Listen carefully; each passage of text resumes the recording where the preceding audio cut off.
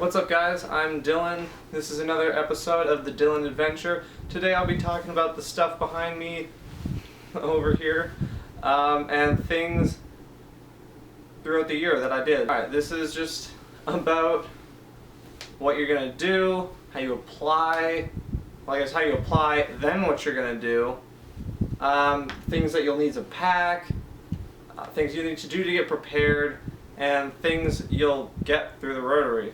I'm sponsored through the Rotary. I think that they are an amazing group of people. When I first joined the Rotary, everybody was really helpful and it was really awesome. It was just like a family environment, you know? And going through the Rotary, I've learned a whole bunch, I've done a whole bunch, I got to meet a lot of people, and it's so cool just being part of that experience, you know? Alright, so first thing you're going to see behind me is these pink things. These kind of stick up behind me, right? These are sticky notes. I'm going to Japan, so I have a ton of sticky notes on words and phrases and things that I'll need to know in Japanese. It depends on where you're going, depending on what language you're going to put on your sticky notes, but I recommend just sticking them everywhere. These are just random phrases I have. I have one on that computer, that's the word for computer. I have up there, I have the word for fridge, because I have a fridge over there. I got the word for radio, word for TV, I got the words for everything. Don't know how that's going to help me in daily conversation, but I know them. Other things you get, the Rotary gave me this water bottle. Not the best water bottle in the world, but it's cool because it's Rotary. I got business cards, alright? So this tells you who I am. I give you my business card, you give me your business card. We've got each other's info and we can talk. I have Rotary backpack. I thought this was pretty cool because you just sling it over my backpack. Everybody knows you're part of Rotary. You're cool. And then I got my pins. This is something that every exchange student does through the Rotary. We get our blazer, we get all of our pins, and we trade pins. You can see I have a ton that aren't mine. I got them from other students, and when you trade them, it's, I don't know, like a bond. You're part of the Rotary, you're cool, you're all friends. You got stuff from all over the world on your jacket now. Another thing you will need is a suitcase to pack stuff, because if you don't pack stuff, you're going to be in another country. Naked. That's not good. Alright, so mine is really fluorescent green. Really fluorescent green. Alright, this is so I don't lose it in the airport, because that would be bad. Then I would be naked in another country, and that would be bad.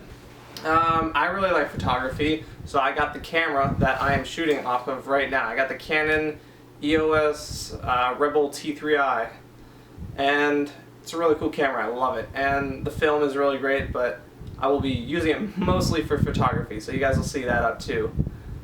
So let's talk about going into the exchange program. The application starts, I think, beginning of October. I don't know, it may vary on your state and or country. And so you start the application, and you got about 30 days to finish it. You need all your dental information, all your medical information, information about your family. They ask you to try to find other host families. In the United States, that's not really required. That was my phone. Don't mind that. Anyways, where was I? Oh yeah, so in other countries, they will ask you to take in an exchange student if you're going to be an exchange student. It's a priority, you have to do it. But in the United States, you don't have to take an exchange student if you're going to be an exchange student. I would recommend doing it anyway though, so your parents don't get too lonely while you're gone. You're going to be having the time of your life. They're going to be sitting in the corner like, oh, why did he leave us? Oh, why did she leave us? You know, those kind of deals. But after that part of the application, you got to find a sponsor club. Once you find the sponsor club, and someone sponsors you, then you turn in your application and you're good. You just wait, which is the worst part of the application ever. Because then, after waiting, they call you. They're like, listen, we need an interview. And you're like, what? I wasn't ready for an interview. What kind of interview? And so you go to this interview, and they have rooms full of regular people, Rotarians, the people part of the Rotary, and they're all pretty normal. And then you get to the last room, and the last room is filled with exchange students.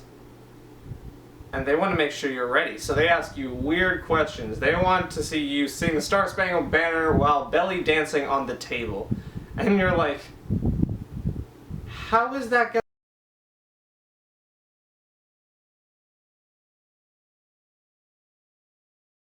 So you do it because you're an exchange student, and that's what you do. So after going through this whole interview process, you wait some more. And this wait is probably just as bad because this is you finding out whether you got in or not. And so about 2 weeks later, you get the call. Hey, you're in. Like, awesome. Where am I going? We don't know yet. Hang up.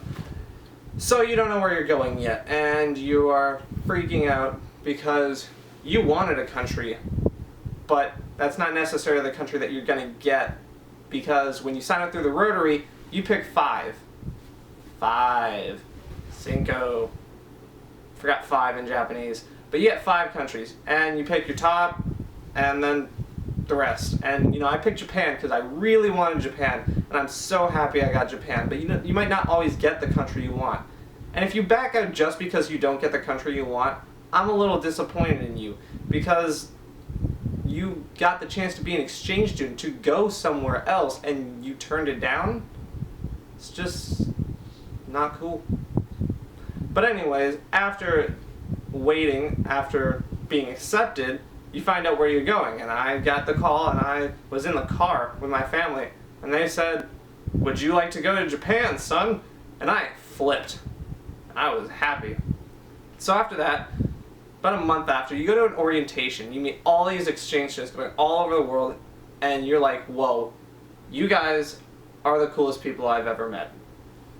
And you're just freaking out because everybody's the same as you, but different at the same time. But you have that bond because everybody wants to do what you want to do, and it's so cool, just meeting people that go all over the world.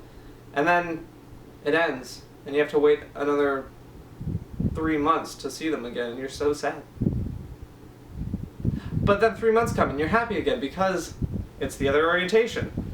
But then you realize it's the last orientation, and you're so sad again. But you forget about it because you're hanging out with your friends. And it's so cool because this orientation is not as much work as the last orientation.